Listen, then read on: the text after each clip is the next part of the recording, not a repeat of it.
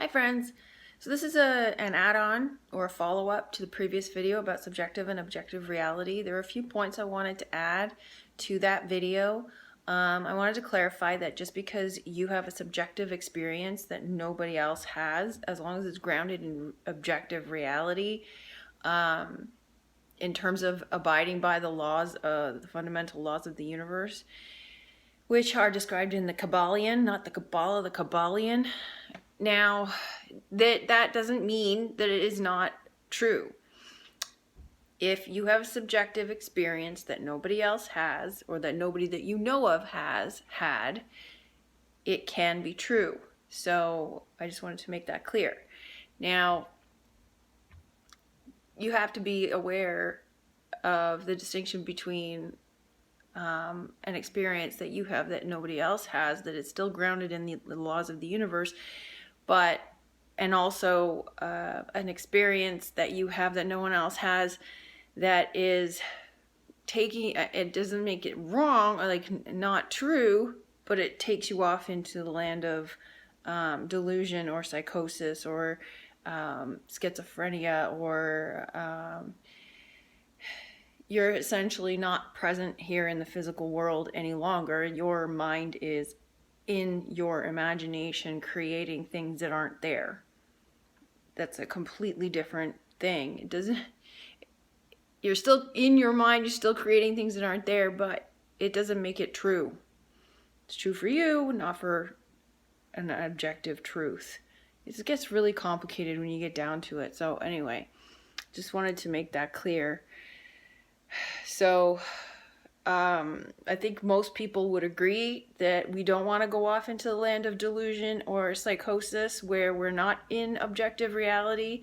You don't want to be living off in, like, completely in your illusion of your own mind that isn't being present in real reality, where you can't even function in this world anymore because you are all up in your head. And like I said, I've seen it happen to people where they just split from reality. They're totally in a land of delusion. For them, it seems real, but it is because their mind is playing tricks on them. And they haven't gotten a grasp of their thoughts. They haven't taken control of their thoughts in their mind, and they let their mind run away with these thoughts. And they have fallen into that completely. I think we can all agree we don't want to go there. We don't want to be in a land of total, complete delusion and falsity.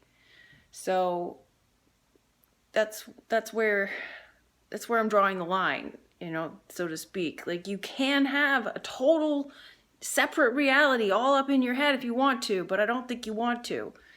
It just makes life harder for yourself. Anyway, also wanted to mention that the parallel realities, part of the other layers are the other worlds that exist that are described in the Kabbalah Tree of Life. And those are dimensions. Basically, parallel realities are just dimensions, and dimensions are in the mind. And same sort of thing applies in the sense that it's in our mind, it's in your mind, it's in the mind of the demiurge. It is a collective, co-created reality with these other worlds, but they are dimensional worlds. So it's very difficult to explain, so I hope I was pretty clear about that, as clear as I can be. And also wanted to make clear, like I said in the video, the perception filters doesn't make them good or bad. That's just what is. That we change our perception filters, we change our perception. And we've sort of been raised to think that our perceptions are fixed and that perception makes up who we are. But you are able to change your perception filters. You're able to decide what those are going to be. And when you change how you see the world seems to change. So if you are somebody, for example, who lives in the Matrix and thinks everything's honky-dory, but maybe a few things aren't right, but then your perception changes because you discover the truth that everything is a lie, you start to see things differently. It looks completely different. But all that's changed is your perception. It's always been there.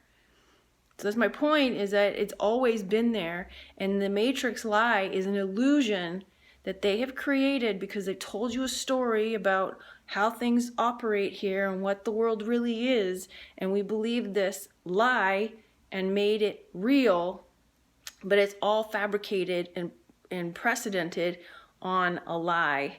So that is the illusion. Now, once you realize that it's an illusion, you see the world completely different, and the only thing that's changed is your perception. That's it. The world didn't change. How you see it changed. That's the difference. So I just wanted to also say that perception filters aren't bad. It's just the ones that prevent you from seeing things the way they really are not helpful if that is something that is important to you. If it's important to you to live in a world where truth doesn't matter and you'd rather live in a delusion or an illusion and you're fine with all of that, then okay. But if you want truth, then you've got to be mindful of your perception filters, and you can change your perception filters.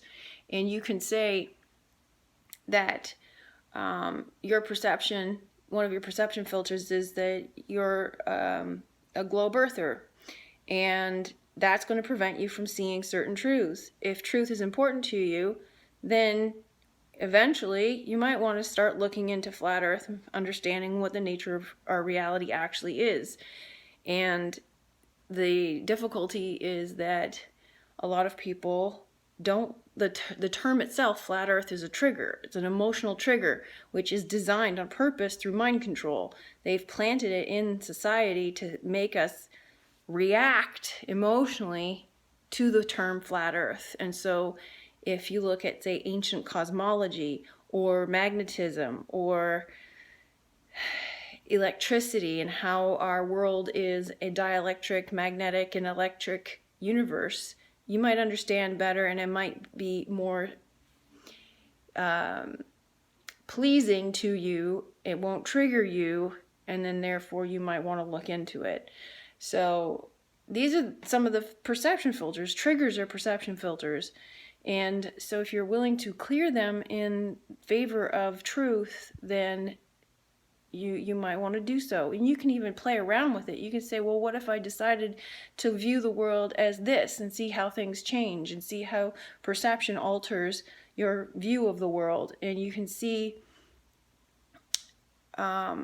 basically how the mind works just by doing that. And I've played around with it and noticed major changes just by playing around with my perception filters. So, you know, give it a try and see what you come up with. So I wanted to add in this part of the video that perception is not always reality. And so just because you view the world a certain way, not everybody else is going to view the world the same way. And so people, for example, and it also doesn't mean that your perception of the world is true or accurate. So one of the examples that's easy to apply, that's pretty standard, is, say, for, you know, you talk to a friend of yours, and she says she's had some bad experiences with dating men, and she says that all men are scum, or all men are narcissists, or they're all horrible. Well, they're not all horrible, and I'm sure that if she looked at other men, other than the ones that she's dated that she's labeling as horrible, she could find examples of men who are not horrible. But her description of men and lumping them into one category and projecting that onto all men is erroneous. And so she's created this perception of the world based on an assumption that is incorrect, based on her experience that is true, but it's only true for her, but that's also based on her experience and her perception. Her perception of these men because she has this perception that men are scum, she is going to either attract men who are bad to her, or her perception is going to see things that aren't there, or see his behavior as awful. And her behavior is going to attract the awful behavior out of him. And that's how law of attraction works, because her frequency dictates to the universe that men are scum. And so that's the experience that she's going to either get or perceive or manifest. So this is, it's a complicated system that our mind is, and yet they know how our mind works, and they know how to employ tactics to manipulate our perception of reality. So if you can change your perception, you can change your reality. You can change how you perceive reality to perceive it as truthful, which is the goal here. The goal isn't to change it to suit you. The goal is to change it to be truthful. So in the example with the woman, you should introduce her to men who are not like that, or she should go talk to women who have good husbands, who have good boyfriends, or have good brothers and fathers, and she can start to change her perception. And then when she changes her perception and she's aware of her perception and how it causes this to happen in her life, she can then start to change the types of men that she attracts into her life. And a lot of you'd be able to identify these perception filters by paying attention to your thoughts, repetitive thoughts, and paying attention to what you say. So in her case, she'll keep saying things like men are scum, men are awful, men are horrible, I can't find a good man. All of those are her indicators of a negative perception filter that is causing her problems in her love life. And so if you can identify those things, then you can change those things and find the truth instead of blocking yourself from receiving something that you really want. So, one thing that's really important is that the mind plays tricks on us. And people don't want to believe this, but it's true. And the reason the mind plays tricks on us is because of our thoughts and our attention that we feed it and our perceptions. Much like this woman who has a perception that all men are scum, she'll start to see things that aren't there. So it's like, it's like when somebody gets upset with their partner because they perceive them to be cheating, but they actually aren't. And the only reason they perceive them to be cheating is because they think they're cheating, so they start looking for indicators to prove themselves right. And they may not do this consciously, it might be subconsciously, because they believe that all men cheat. And so they'll be looking for indicators. Either, there's perfume on his coat, or he's got lipstick on his coat, or he's, texting in secret, or he's out too long, or he doesn't come home. So then you start to try and control his behavior. And then you just go crazy trying to obsess about what's going on. You tap into his emails looking for evidence, and then you go crazy, and then you push him away. And then he ends up cheating on you because you're crazy. This is how the mind plays tricks on you. You manifest things that aren't there. And same with this story, the example that I gave in the previous video about the spiders. You can actually see things that aren't there. And so, anyway, this can happen. It does happen. And once you change your perception, this trick goes away. And they know this. They play tricks on us. Everything they do is a big magic trick. It's a big freaking illusion. So the controllers manipulate our perception using mind control and mind control tactics, including magic, including the illusion.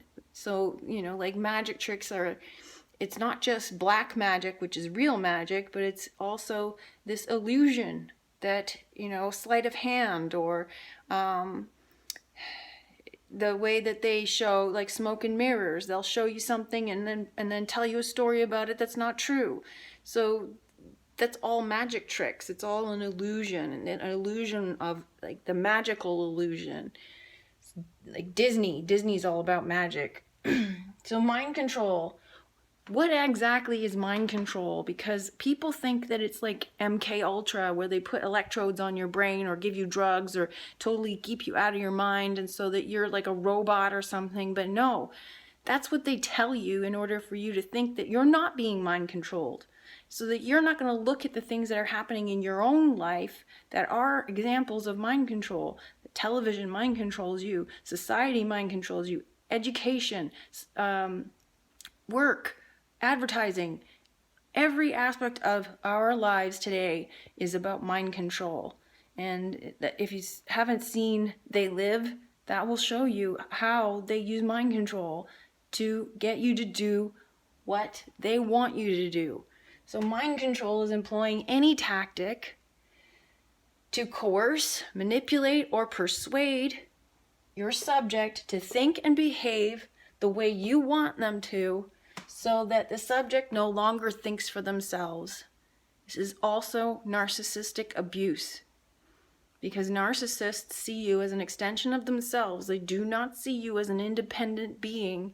They feel that they can use you and manipulate you into doing and being the kind of person that you should be for them, to serve them. And that's what this is. It's the same thing. And they see us as slaves, that we should be serving them. And so we should be following their orders. And we should be good little drones. And they want us to act like robots.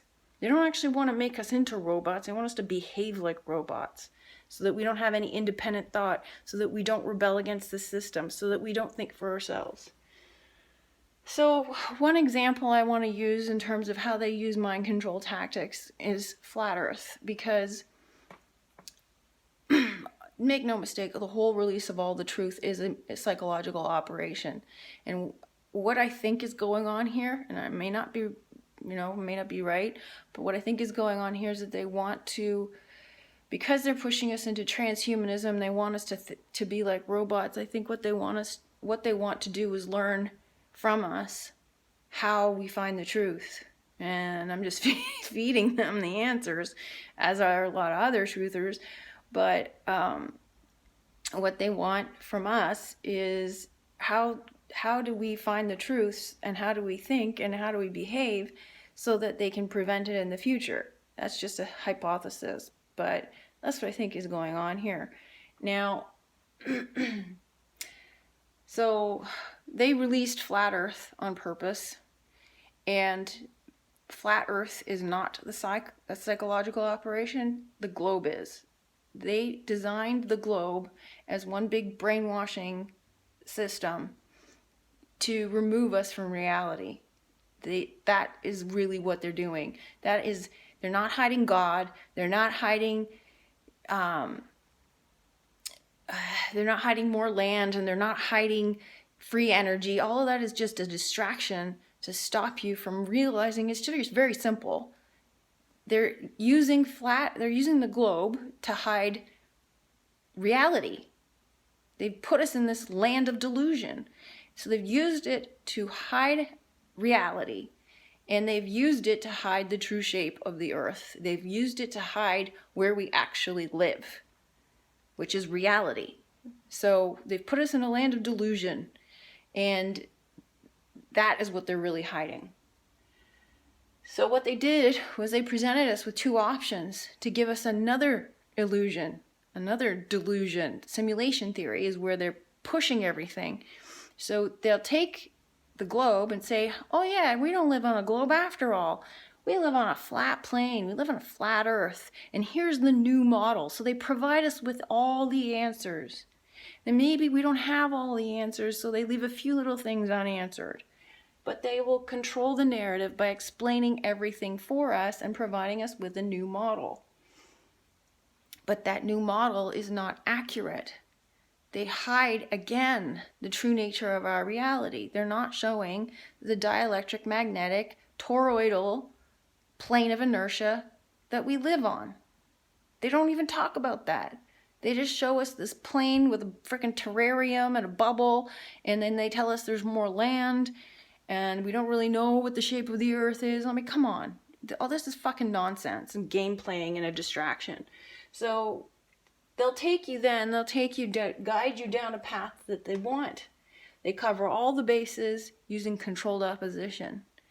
And they feed into all your fears, they feed into all of your attachments, all of your beliefs, so that they cover all the bases, and they'll try to gatekeep you so that some people will get through, but some people won't get through. They keep the truth seekers distracted with irrelevant truths or conspiracies. So once you come to flat earth, oh, that's not the only thing. Then we got aliens. That's not the only thing. Then we got more land. That's not the only thing. Then we got mud flood. That's not the only thing. Then we got mud fossils and giants and other beings. And then we got, all these other conspiracies to look at. And it's endless, and transgenders. And so one theory, one conspiracy after another, just to keep you busy, keep you distracted, keep you caught up in the material, and stop you from looking within. So then they populate the truth movement with their people to control the info.